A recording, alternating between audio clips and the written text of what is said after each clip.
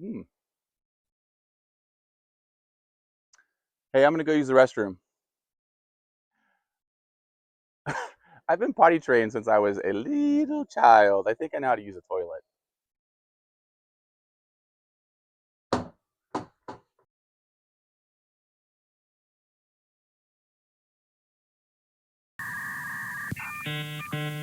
What is that? Yeah, I'm gonna need some help.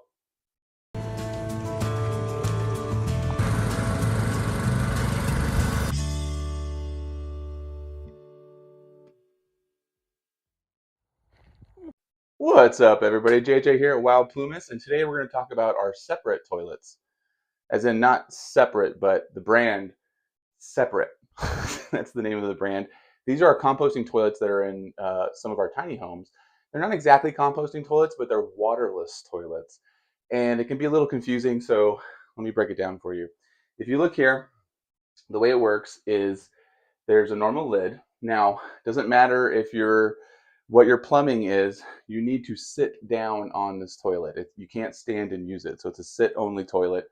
And if you come look closer, you can see there's two separate areas. Now, the all the liquid, pee and stuff goes in the front part, and it separates it from the other stuff, right, that comes out the back. Now, one thing that you want to make sure that happens when you sit on these is that this blue flapper opens all the way. So if you look, if I press down on this blue flapper moves out of the way. So the way it works is when you sit on the toilet seat, this blue flapper moves out of the way, and then that's so the waste can go in there. And then when you get back up, it's not going to come up because of the orientation.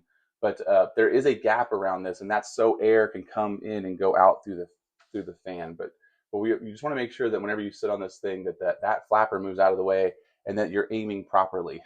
You got two different targets to hit for. There is a garbage bag in here, and every time you sit down, this thing rotates, so it spreads it all out. And then there's an electric fan that is pulling air constantly out of the bathroom, so you don't get any odors or smells, and it dries out the solid waste. Now, when they combine is when you get a lot of smells. When you keep them separate, as in the separate toilet, that's what helps keep the smell down. So when you go to sit down on here to do your business, you just want to make sure you hear that flap open, right? If it's not opening, you might need to like push on it again. Every once in a while that happens. If you're sitting on it weird, or I think what happens sometimes is people don't want to sit all the way down and they hover. And if you're hovering, then and you're not getting all of your pee in the front part, it gets in the back part and makes a huge mess. So after you're done doing your business, again, TP and everything goes in the back. You'll want to take one of our nicely provided mugs. This isn't for your morning coffee. And you put a little bit of water in there. Doesn't need to be a whole lot. And then you're going to pour that into the front part, and that just helps rinse out the urine and everything, so there's no potential for odors or anything like that. So it's time to go. We got to clean this thing up. It's actually not that hard. We have disposable gloves. We have disinfectant sprays that's going to help you clean it up in case there was some mistake. Generally speaking, if everything was used properly, there's almost no cleaning to do. The way the toilet works is you can put the gloves on, and then you're going to lift up on the sides, and then there's going to be a little yellow lever arms that drop down to lock it up. This is usually when I just grab the bag and lift it out, close it up, and get it sealed up, and then take it outside. Just make sure you don't leave it outside. Put it with the rest of your garbage. You can double bag it in something else if it's weirding you out, but then take that to the dumpster, please. So you can then spray everything down. There are paper towels and everything to wipe everything down, but generally speaking, it's pretty easy to clean. You just want to make sure that the flapper is clean, and then there's no extra mess anywhere else. When it's time to close it, you're going to lift up on these levers.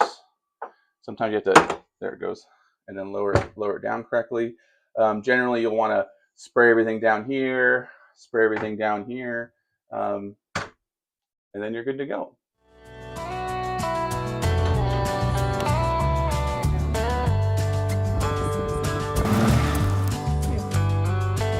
13.